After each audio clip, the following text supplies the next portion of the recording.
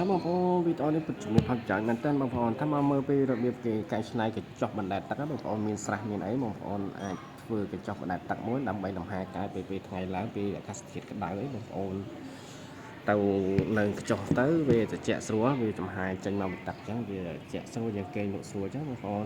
ដំបូងឡើយបងប្អូនតម្លើងគ្រោងដៃបងប្អូនតម្លើងគ្រោងដៃបានស្អាតមកបងប្អូនយកកណ្ដុងធ្វើធំហ្នឹងយកដាក់រៀបវាពីក្រោមទៅដាក់វាស្មើបងប្អូនដាក់ឲ្យវាស្មើគ្នាអញ្ចឹងកុំឲ្យវាផ្អៀងដាក់ថ្លឹងឲ្យវាស្មើគ្នាកុំដាក់ខាងនេះច្រើនជាងក្នុងតិចជាងអញ្ចឹងវាផ្អៀងមកខាងឯមួយខាងបងប្អូនតើយើងតម្លើងក្រងនឹងរួចយើងបាញ់ក្តារបាញ់អីទៅហើយយើងតម្លើងក្រងខាងលើទៀតយើងដើម្បីបាំងសង្កសីបងប្អូនបាំងចិញ្ចាំងអាខាងលើយើងធ្វើសម្រាប់បន្ទប់គេងអញ្ចឹងទៅដល់ពេលអាខាងក្រោមយើងធ្វើជាកញ្ចក់លំហែអញ្ចឹងបងប្អូនយើងធ្វើបានពីរមុខ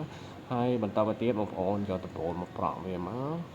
យើងប្រក់ឲ្យយកខ្សែវាស្អាតឲ្យវារឹងមាំមកបងប្អូនយើងត្រូវការពីថ្ងៃខ្លះយើងចង់សម្រាប់លេងនឹងកញ្ចក់បណ្ដែតទឹកហ្នឹងវាស្ងប់ស្ងាត់ស្រួលអញ្ចឹងយើងអាចមកគេងនៅនឹងបានយើងអញ្ចឹងយើងបាំងយើងធ្វើឲ្យចិត្តឈឹងមកបងប្អូនកុំឲ្យមានខ្យល់មានអីវាពិបាកយើងគេងយប់ឡើងខ្លាចត្រជាក់ខ្លាចនឹងងាយអញ្ចឹងណាតមកទៀតយើងសាដាក់ទ្វារដាក់អីមកបងប្អូនសាទ្វារសាអីមក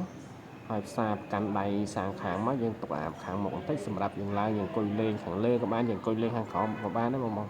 វីដេអូនេះពិតជាមានប្រយោជន៍ណាស់បងប្អូនពេលខ្លះយើងគិតថាកំណត់ទៅតាឲ្យកំណត់ស្រួលប៉ុន្តែពេលខ្លះយើងនឹកអត់ឃើញតាយើងនឹកអត់ឃើញយើង